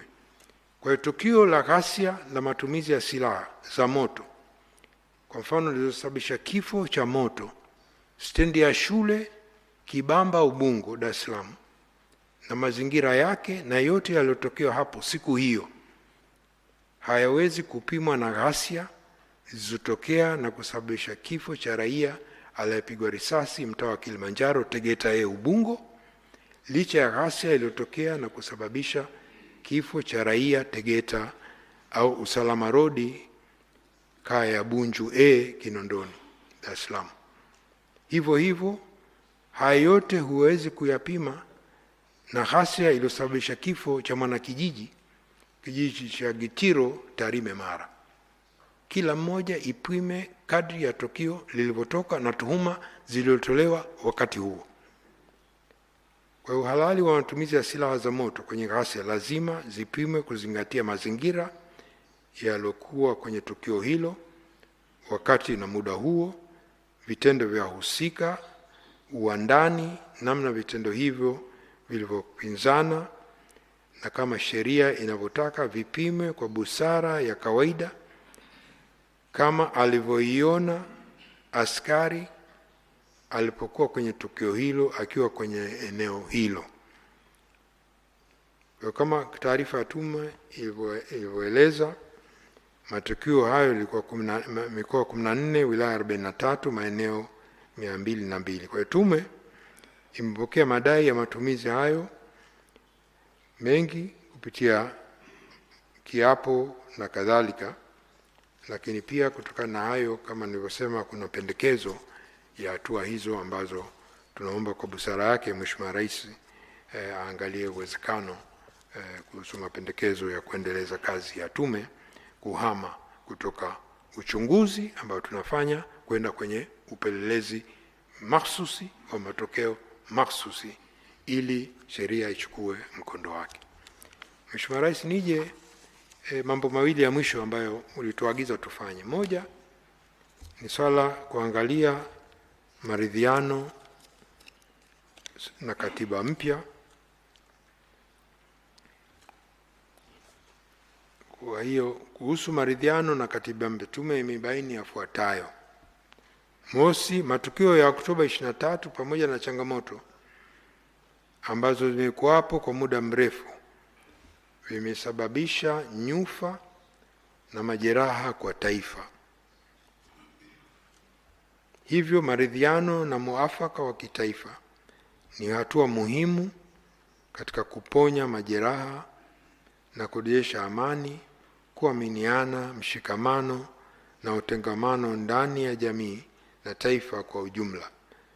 Maridhiano yanapaswa kuwa mtambuka ya kuimarisha nyanja za kisiasa, kijamii na kiuchumi ili kutathmini zaidi ukweli, kuponya majeraha, kutafuta suluhisho na kufikia muafaka wa kisiasa, kukubaliana juu ya misingi mambo yanayohusu katiba mpya na kurejesha umoja wa mshikamano wa kitaifa.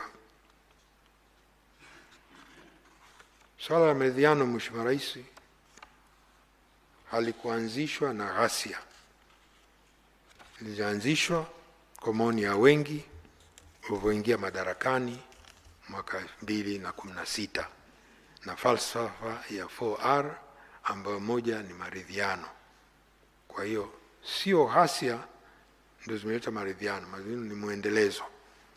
Lakini la pili, kwa kuzingatia nafasi na taasisi za dini katika kulinda tunu ya amani na kujenga utengamano katika jamii, upo muhimu wa kufanyika majadiliano baina ya dini kama sehemu ya maridhiano ya kijamii. Hivyo majadiliano, maridhiano na muafaka miongoni mwa viongozi wa dini yataimarisha uelewano miongoni mwao na kukubaliana kuhusu mipaka kati ya dini na siasa katika utekelezaji wa majukumu yao, kisha mapendekezo yao kuwasilisha serikalini kwa hatua stahiki kwa ajili ya utulivu wa siasa na kijamii na kuepuka migongano katika siku zijazo. Tatu, maridhiano yatakayofanywa katika ngazi ya kitaifa yanapaswa kushuka ngazi za mamlaka za serikali za mitaa kwa kutumia mifumo ya utawala iliyopo kwenye wilaya, tarafa, kata na vijiji. Na nne, ili kuhakikisha mchakato wa maridhiano na muafaka wa kitaifa unafanikiwa na kusaidia kukwamua mikwamo iliyojitokeza, ni muhimu kuwa na baraza la ushauri la wazee lisio rasmi ili wazee wote washauri katika kutafuta changamoto na mivutano katika jamii na mambo mengine ya kitaifa. Mheshimiwa Rais, mwishoni Tumependekeza mapendekezo ya muda mfupi, muda wa kati na muda mrefu kama utakavyoona inafaa.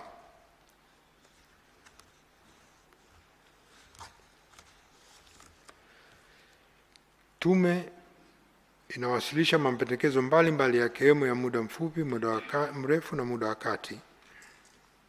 Kwa minajili ya wasilisho hili, naomba tu nieleze baadhi ya mapendekezo hayo, lakini hakuna pendekezo ambalo linapendekeza kuanzishwa kwa taasisi mpya. Mapendekezo ya muda mfupi. Baadhi ya mapendekezo: mosi, ni serikali kuweka utaratibu wa kuhakikisha majeruhi waliopata ulemavu kutokana na ghasia za Oktoba 25 wanapata huduma za matibabu bure, ikiwa ni pamoja na watakaohitaji vifaa saidizi na viungo bandia, prosthesis. La pili, serikali kutenga siku ya maombolezi ya kitaifa kuwakumbuka Watanzania zaidi ya 500 waliofariki kwenye ghasia za wakati na baada ya uchaguzi mkuu. Tatu, ni serikali iweke mkakati na kutengeneza rasilimali kwa ajili ya utoaji wa huduma za msaada wa kisaikolojia na kijamii, pamoja na kufanyika kwa tathmini ya haraka, rapid assessment, ya athari za kisaikolojia na kijamii katika maeneo yaliyoathirika na ghasia za Oktoba 25. Nne, ni maoni ya tume kwamba ni muhimu katiba mpya ipatikane ifikapo 2028 ili itumike katika uchaguzi ujao wa serikali ya mitaa mwaka 2020 na uchaguzi mkuu mwaka 2030. Ili kufika lengo la kupata katiba hiyo kabla ya 2029, serikali tunaipendekeza iunde kamati ya wataalamu wa katiba ambayo itakuwa na jukumu la kupitia katiba iliyopo, rasimu ya katiba ya Tume ya Mabadiliko ya Katiba, katiba pendekezo ya mwaka 2014, ripoti za tume mbalimbali na kamati na vikosi kazi mbalimbali. Baada ya kufanya mapitio hayo ya nyaraka ambayo itafanywa na hii kamati ya uandaji wa katiba, kamati ya wataalam ipate maoni na michango ya wananchi. Tumebaini kuanzia 2014 mpaka hii leo kuna Watanzania zaidi 16 milioni 16 hawakushiriki katika mchakato wa mwaka 2014 kwa sababu walikuwa chini ya miaka 18.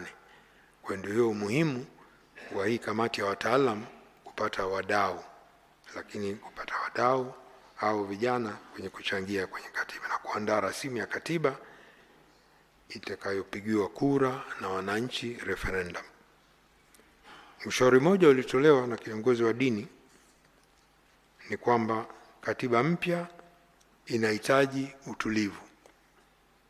Tusiandike katiba mpya ya hasira. Hiyo ndio ushauri wa kiongozi mkuu mmoja wa dini. Tano, serikali iunde tume ya maridhiano ya muafaka kwa taifa kupitia mamlaka ya Rais chini ya ibara 36 ya Katiba ya Jamhuri ya Muungano wa Tanzania, ambayo itakuwa shirikishi na itakayosimamia na kuongoza maridhiano katika nyanja za kisiasa, kijamii na kiuchumi, ili kutathmini zaidi ukweli, kuponya majeraha, kutafuta suluhisho za muafaka wa kisiasa na kurejesha umoja wa mshikamano wa kitaifa. Saba, ni sambamba na tume ya maridhiano na muafaka ya kitaifa iunde baraza la wazee la washauri la kutumisha baadhi ya viongozi wakuu wastaafu pamoja na wazee wengine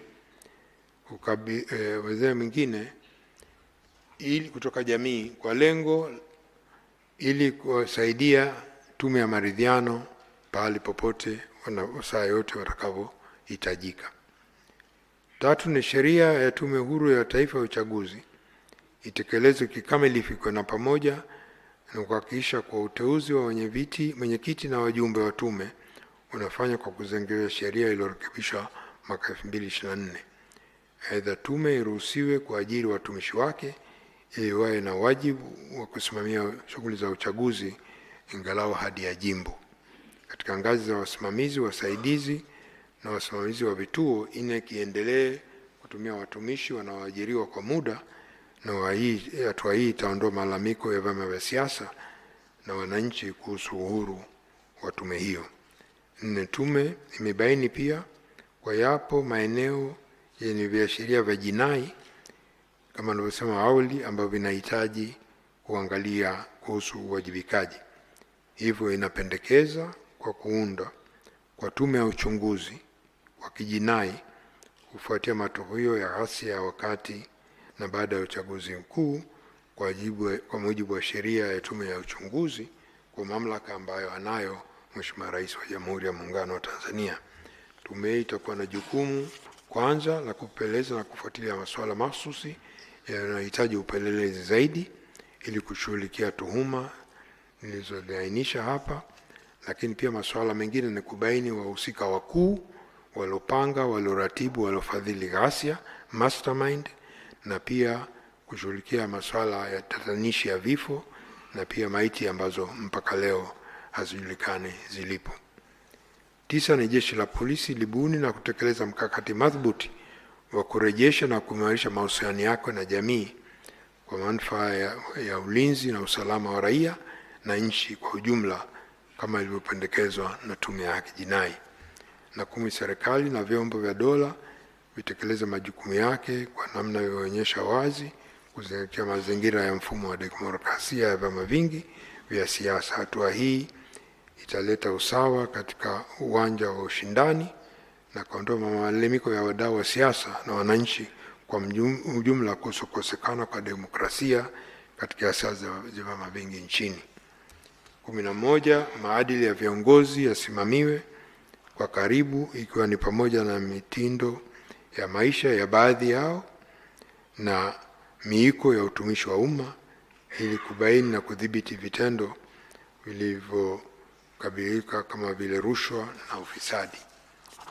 La 11. Sheria ya Baraza la Taifa la Vijana sura 411 itekelezwe na baraza liundwe lianze kutumika kama jukwaa la maridhiano na hasa majadiliano na utatuzi wa masuala kuhusu vijana.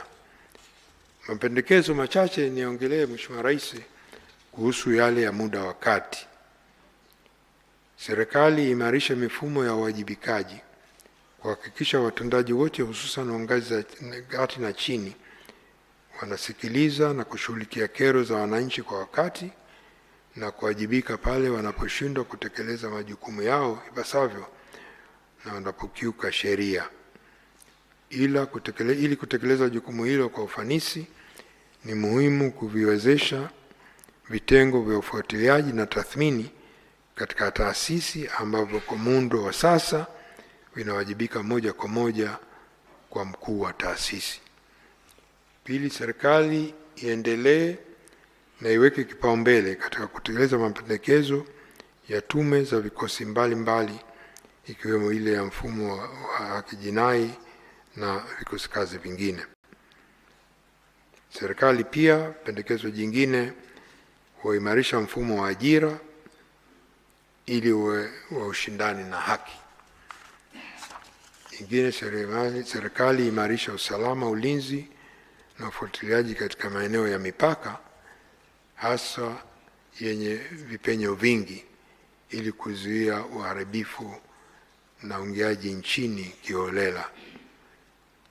5. Serikali imarisha ulinzi shirikishi kupitia mamlaka ya serikali za mitaa kuwashirikisha wananchi ikiwa ni pamoja na kurejesha mifumo ya nyumba 10 kisheria. Hatua hii itasaidia kubaini viashiria vya uhalifu na kuchukua hatua stahiki kwa wakati. Mathalan, ushahidi ulibaini kuwekwa kwa nyumba mbalimbali kwenye makazi ya watu zilizotumika kama makambi ya kuwahifadhi vijana walikuwa wanaandaliwa kwa kupatiwa mafunzo kwa ajili ya kufanya hasia. Hata hivyo, mafunzo ya ulinzi vyombo vya ulinzi hawakuweza kubaini kuhusu makambi hayo. 6 ni kuwepo kwa mfumo madhubuti wa usimamizi wa fursa zinatolewa kwa vijana kama vile mikopo, ajira, ununuzi na ushiriki katika miradi ya serikali ili kuhakikisha kuwa vinatumiwa kwa kuzingatia sheria na utaratibu na hakuna upendeleo wala shinikizo ya kisiasa.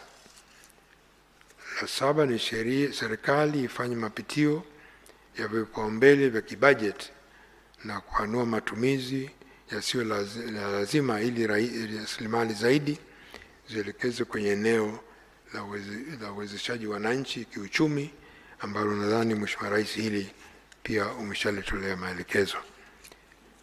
9, serikali ichukue hatua ya kuboresha mfumo ya kisheria ya usimamizi wa majanga kwa kupanua wigo wa sheria ya usimamizi wa maafa ili kujumuisha majanga yanayotokana na matukio ya uvunjifu wa amani. Maboresho hayo yatawezesha uwepo kwa mfumo wa mawasiliano wakati wa majanga unaohusiana na wadau wote wanaokuwa kwenye majanga kama jeshi la polisi, jeshi la wananchi, jeshi la zimamoto na uokoaji, watoa huduma wa afya na wananchi. Aidha, yafanyike pia mazoezi ya utayari wa wadau wote.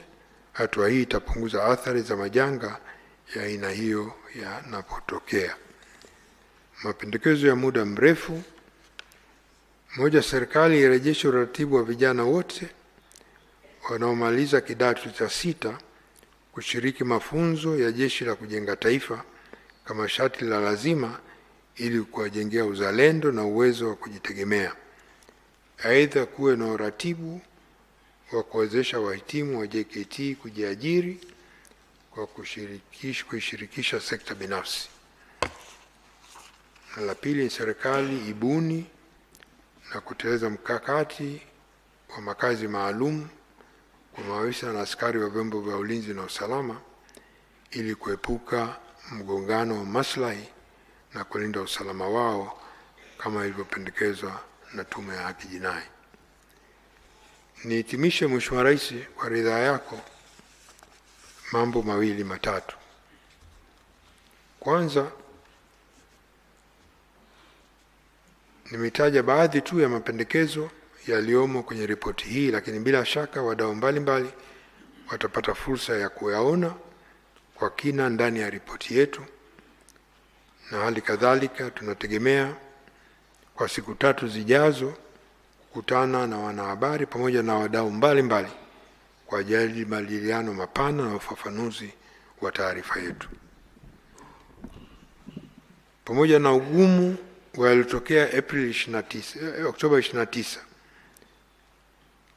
na kupongeza sana Mheshimiwa Rais kwa kuunda tume hii na kutuamini kufanya kazi yenye maslahi mapana ya taifa letu.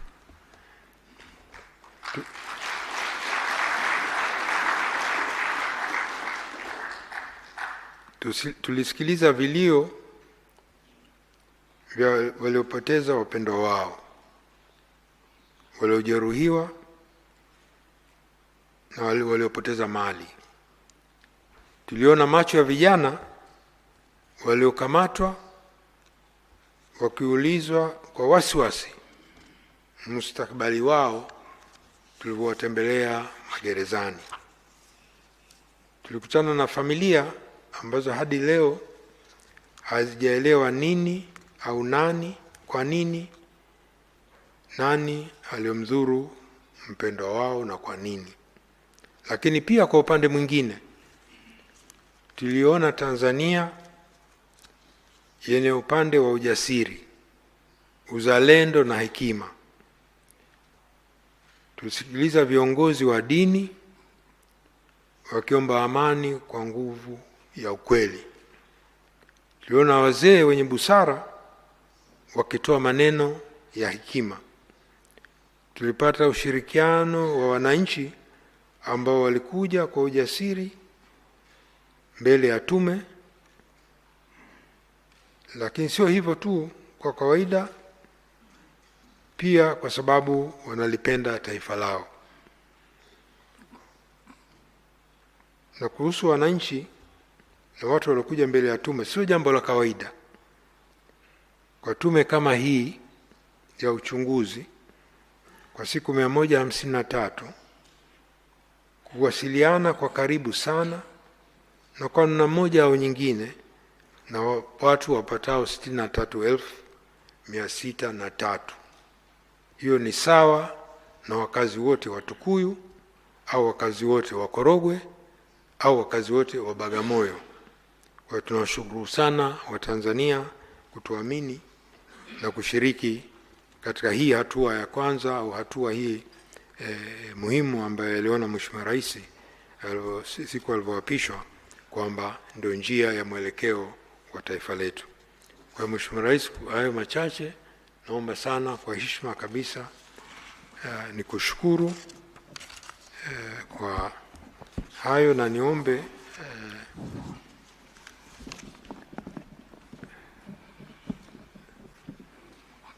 muda mwafaka wa kuwasilisha. Haya, tumpongeze mheshimiwa.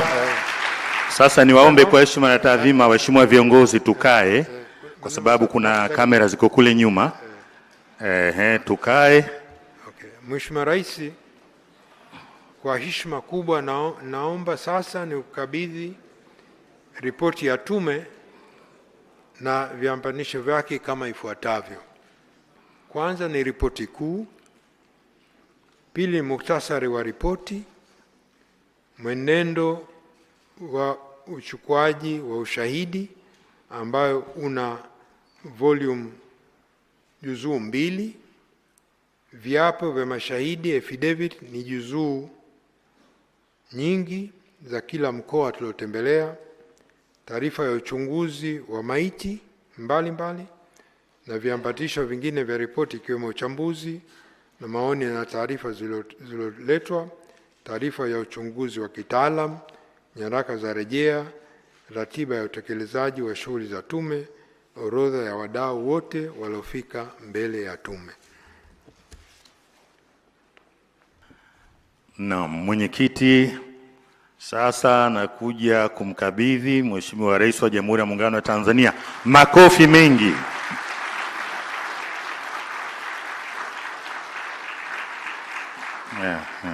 Alifanya wasilisho na sasa ameweza kukabidhi hiyo ripoti. Asante sana Mheshimiwa Jaji, tunakushukuru pamoja na wajumbe. Mheshimiwa Rais wa Jamhuri ya Muungano wa Tanzania, sasa ninayo heshima kubwa ya kukukaribisha ili uweze kuzungumza na hadhara hii, lakini na taifa kwa ujumla kupitia vyombo mbalimbali vya habari. Naomba sasa tusimame kwa heshima ya Mheshimiwa Rais.